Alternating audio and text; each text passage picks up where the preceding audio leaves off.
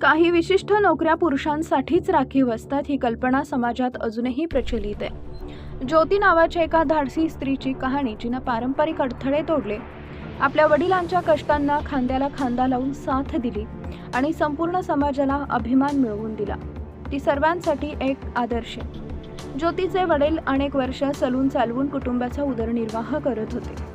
मात्र कुटुंबातील एखादा अचानक आलेला गंभीर आजार किंवा आर्थिक संकट तिच्या वडिलांना रडायला लावत असे।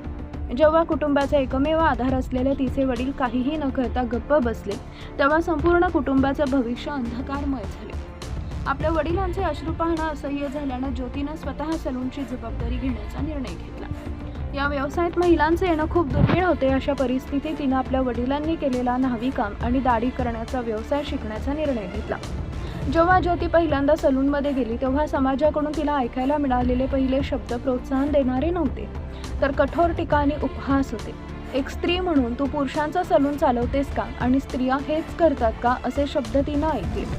परंतु ज्योतीनं नकारात्मक शब्दांपैकी कशाचीही पर्वा केली नाही। तिच्यासाठी महत्त्वाचं होतं तिच्या वडिलांच्या चेहऱ्यावरील हास्य आणि तिच्या कुटुंबाची भूक। तिनं सामाजिक टीकेला धुळीसारखं झटकून टाकलं आणि आपल्या व्यावसायिक कौशल्य सुधारण्यास लक्ष केंद्रित केले। आपल्या कठोर परिश्रमानं, विनम्र स्वभावाने, आपल्या उत्कृष्ट कामगिरीनं ज्योतीनं लवकरच आपल्या ग्राहकांची मनं जिंकली। जे सुरुवातीला साशंक होते ते सुद्धा आता ज्योतीच्या प्रतिभेची आणि धैर्याची प्रशंसा करतात आणि नियमितपणे तिच्या सलूनला भेट देतात।